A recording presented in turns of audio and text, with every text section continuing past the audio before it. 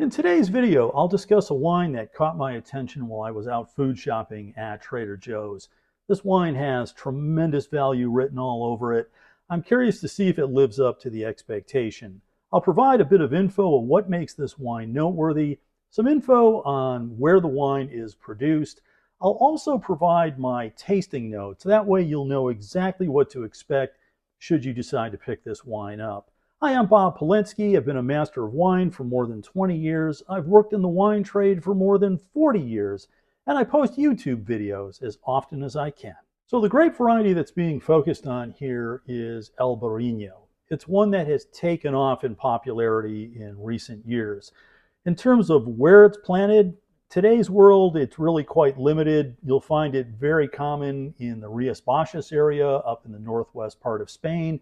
There it makes up about 90% of the fruit that's planted. It's also widely planted in northern Portugal. In other places around the world, it's starting to take hold, but very small amounts at the present time. But the popularity of this wine is no doubt going to drive plantings in many other places. Now, it's an interesting grape variety in that it has quite a thick skin. And what that provides is really two benefits. One is it protects the fruit out in the vineyard from all sorts of weather-related issues. But in the winery, it provides the winemaker with good raw material to make a broad range of styles. Most of the styles produced today are emphasizing the primary fruit character. They're bright, fresh, lifted, good acidity levels, citrus notes, peach, apricot, that sort of thing often comes into play. Most of them have minimal or no influence of oak, but that'll vary very much from producer to producer. The wine is the 2023 Ruta 49 Albariño from Rias Baixas, Spain. It sells for $9.99 per bottle. This brand was created exclusively for Trader Joe's by Vina Cartin.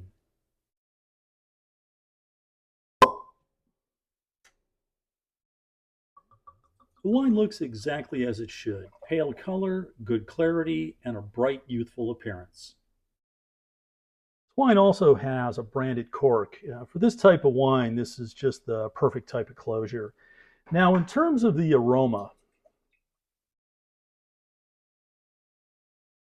smells very good. There is wonderful purity here. There's a freshness, a vitality to the wine.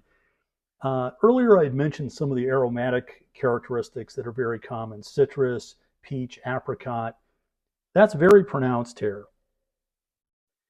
There's not a tremendous amount of range, but what it does show is very good intensity, good purity. It's primary fruit all the way. It smells wonderful. There's absolutely no alcoholic heat whatsoever. The back label shows 13%. That might be just a slight tick higher than what you find in a good number of examples of Albariño, but very much within the typical range.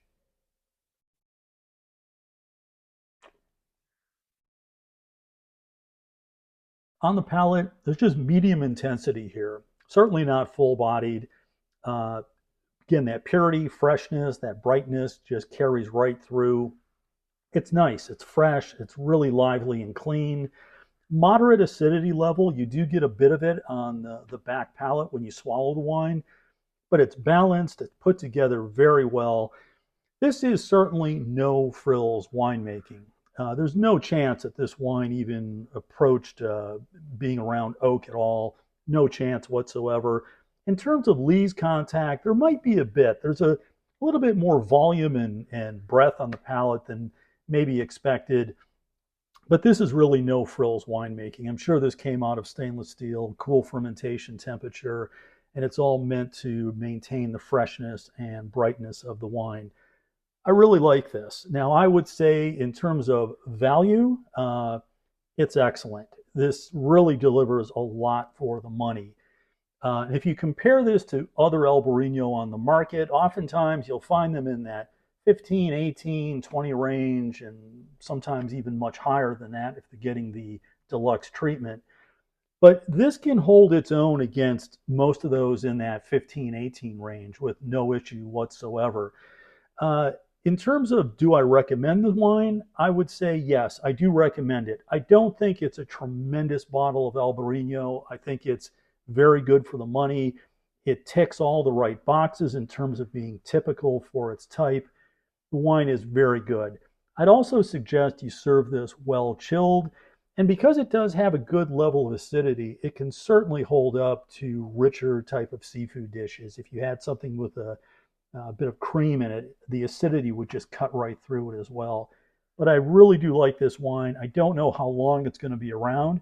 I did talk to the importer, and he said this wine is absolutely flying out of Trader Joe's. So I don't know if it's going to be around for an extended period of time, but it's very good. I do like this wine.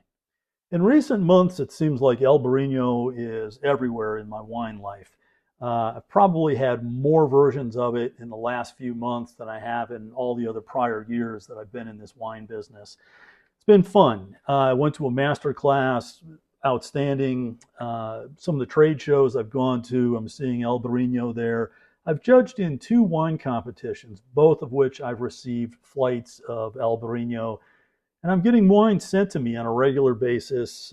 Some of these are for some YouTube videos. This one showed up just recently, the Cromavera, which I'm really excited about. This is a small production winery. This fruit is from the San Luis Obispo coast in California. So this is one of the versions outside of Rias Baixas. Interesting grape variety that has a very, very bright future. I know I'm going to be drinking a little bit of Albariño later tonight. I hope you're drinking something interesting as well. And hey, you've made it to the end of the video. If you've come this far and you've not yet subscribed, please do it right now. Hit the like button, definitely hit the notification bell. All of these things help to drive my videos out to a broader audience. As always, thank you very much. Hope to see you again before too long. Cheers.